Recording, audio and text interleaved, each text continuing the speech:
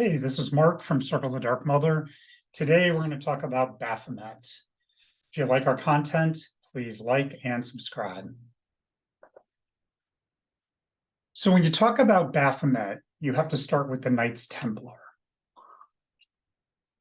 The name of Baphomet is first mentioned in the transcripts from the Inquisition based on confessions of the Knights Templar as they were being tortured.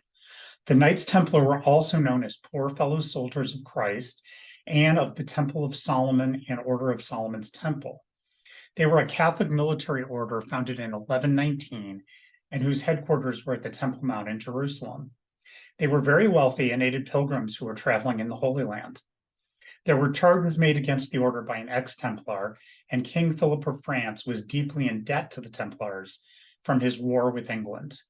On Friday the 13th of October, 1307, King Philip ordered the Templars to be arrested. They were greeted with the words, "God is not pleased. We have enemies of the faith in the kingdom." So the origin of Baphomet. Allegations included financial corruption, fraud, secrecy, spitting on the cross, denying Christ, engaged in indecent kissing, worshiping idols, and engaging in homosexual practices.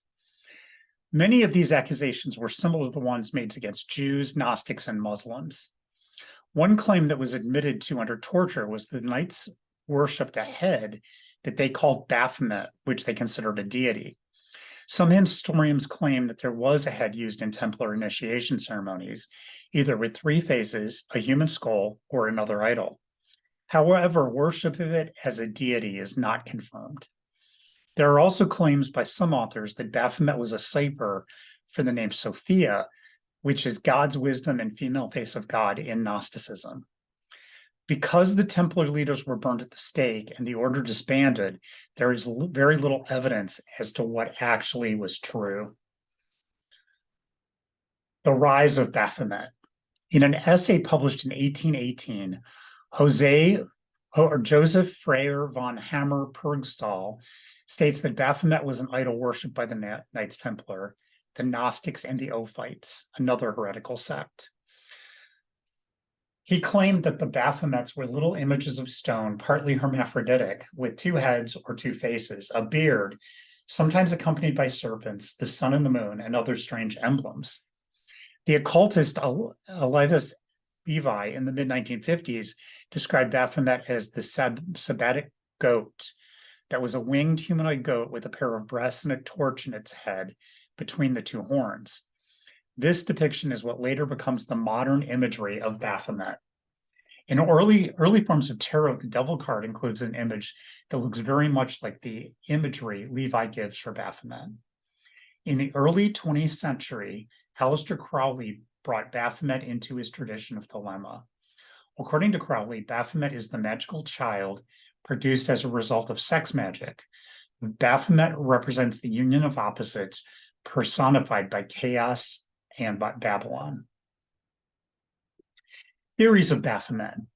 In lore, Baphomet begins as a head that may or may not represent Sophia in Gnosticism that is associated with the Knights Templar. It's unclear whether they really did worship this idol or not. However, Baphomet started, the figure has become a major part of occult Western world. Baphomet is now usually depicted as a humanoid figure that is a hermaphrodite with a horned goat head, goat feet, wings, a pentagram on the head, a torch between the horns. The figure is sitting on the world, hands in a symbol of blessing, and a caduceus emerging from their pants like a symbolic penis. Crowley's description of Baphomet as being the divine child and the combination of chaos and Babylon has taken off to include other combinations. In some Gnostic traditions, Baphomet is the physical manifestation of the merging of Samiel and Lilith in one body. This balanced being sits on the world because they have dominion over all things and give blessings because they are a movement of compassion and healing for all. Hopefully that was interesting.